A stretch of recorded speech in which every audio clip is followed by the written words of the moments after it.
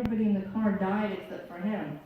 So that was very traumatic for him, and then he kind of became a drug addict after that. It was just, a traumatizing thing. So he was a great, like he was in a kind of popular East Village band. It was sad to see him deteriorate.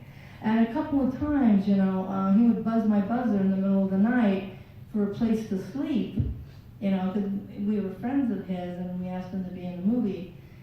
So, this movie is definitely, a time capsule. So I didn't even realize at the time when I was making it how important it would be later, because it kind of is. It really defines the 80s. And anybody who's lived there in the East Village in the 80s can, vouch that it's very, very, honest to the way the times were. Like, you'd run into someone, oh, I don't have anywhere to go tonight. Oh, you can come here for a night or two, and just wash yourself kind of thing. And that's the way it was. People always asleep on the stoop, and they'd have a blanket over their heads. All of it's pretty, pretty real to the way it was. Yeah. Could you just talk a little about the script and from when it started? Did anything change? Did you know how it was going to end? What did the script change over the course of? Well, he was asking me if there was a screenplay or a script and how we worked it. No, at the beginning there was no script. I told Richard, I asked Richard to play the Vietnam veteran because I went into the park, I saw the homeless encampment.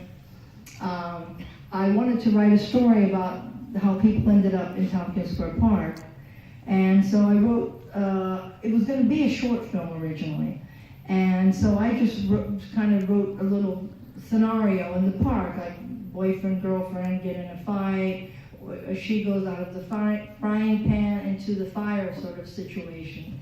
And we shot the first scene we ever shot was the scene where I knocked the food out of Richard's hand, and he's eating the food.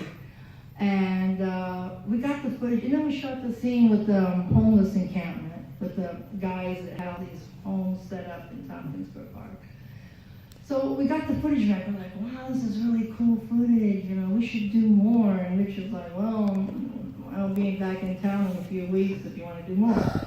And I said, okay, well, let me write some more, So then we just kept adding to it, almost like we started at the middle, and then we gave it a beginning, and then we gave it an end, because I didn't know what it was going to come out to be. I just had this idea, and it just started with that. And then it kind of snowballed. Like, I would add people, and then one person would find out that the other person was in it, and like, oh, I'd like to be in it. And then I remember Johnny Thunders originally was just going to do the soundtrack for me. And then he came over one night while I was editing, and then he's like, well, I'd like to be in it. And then I asked him, what would you like to be, if you were in it? You've seen what I have so far. And then he said, well, I'm going to think about it. And I said, cool, And then a couple days later, he was back over at my place again. And he's like, oh, well, I came up with a couple ideas. I said, well, what do you think? And he said, well, I can either be a priest or your brother. And then I thought about it, and I didn't have a priest part, and I needed a family. So, and we're both Italian, and kind of look similar in a weird way. So I wrote him in as my, and then it just kind of happened like that. And then a friend of mine who was doing all the storyboards for us, he said to me one day, he's like, well, the only future is in a feature. And then I'm like, yeah, it's right, I should just really expand on this and make it a feature film. So that's how that happened. We just kept adding on, and I run into Judy Carn. I needed a homeless lady, and I asked her to do that. So, and then Gregory Corso, I needed a hotel guy, and I called him up. He was very defensive at first, like, I got his number actually from Nick Zed. And because I saw him at Harry Smith's memorial.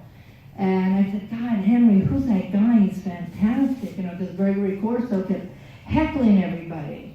And I was like, who's that guy? It's just amazing. And he was like, oh, that's Gregory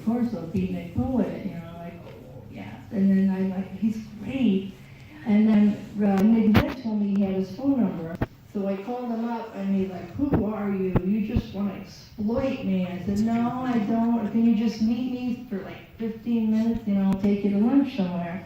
And he's like, meet at the bistro, 12 o'clock, So we started talking, and I was telling him about how I was going to end the movie, and it turns out we were both from Italy, so he liked that, and once I told him about how I was going to end the movie at the Statue of Liberty, he was just like, oh, I love it, yeah, it's like, let's do this, so 15 minutes later, he agreed to do it, so that worked out pretty good, and that's the way it happened, you just find people, or people find you, or whatever. Did you talk about the title? Oh God, that story. Henry, do you want to tell that story? Henry's better at it, but tell it the right way. I will. So, we've been working on the film for a while, and no one really had a title for it. And my friend, Bob Munn was doing some 3D photography at my house, and we had his camera, and we wanted him to get used to it. And then he'd gotten used to it, so he's going to bring it up to his place uptown. And Rachel said, well, you're going to be spending a lot of time up there. I said, yeah, well, we got it going down here like we're supposed to, so it'll be fine. And she's just like, well, what about me? How's that going to figure out? I mean, you're going to not be around. You used to work right across the street from my house. And then my friend Bob says, oh, that should be the title for your film. Yeah, I like that. It just was a kind of a fluke, Because if you watch movies, you hear it all the time. But she doesn't have a question mark. Yeah, no question mark. It's just a feeling, because people feel that. Homeless people feel it, or you're in a bad relationship, you feel it. Everybody at some point in their life thinks to themselves, what about me? How do I fit into this picture? So I was going more for a feeling than the words. So anyway, all right, so I want to just thank everyone, and I hope you enjoyed it. And this film was made 25 years ago, and thanks to Richard Brody from the New Yorker, I got some actual positive feedback for it after this many years, because I think back then everybody was living it, and it was not as appreciated as it is now, because everybody's now nostalgic for those times. So I think it's it coming back out at the MoMA, and people being able to see it, a time that's long past. I think it's I think about it now, it's like, I enjoy it a lot more. I enjoyed it from the beginning, but I think it's more appreciated at this, time, 25 years later. So. Have you made any other films? I wrote a screenplay. Actually, Richard helped me on it for a while, and I worked with a couple of other people. I'd love to make it. It's another film set in the 80s, and it's about an all-girl band. It's a love story. It's a crime story. She witnesses a murder in the East Village, so it's pretty interesting. I'd like to get it, made at some point, but we'll see if I get lucky.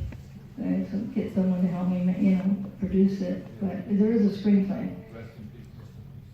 Huh? Rest in peace. What about Rest in Peace? Another film you want to make? Oh, I made 2 short films, Rest in Peace and Per Paolo, but the only future is in a feature. I'd like to get that together.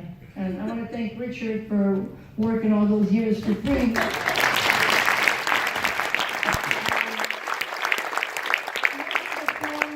Improv, but Richard and I wrote like the scene in the basement. We worked that out because we wanted to make it there's certain things we wanted to express in the film that made it connect.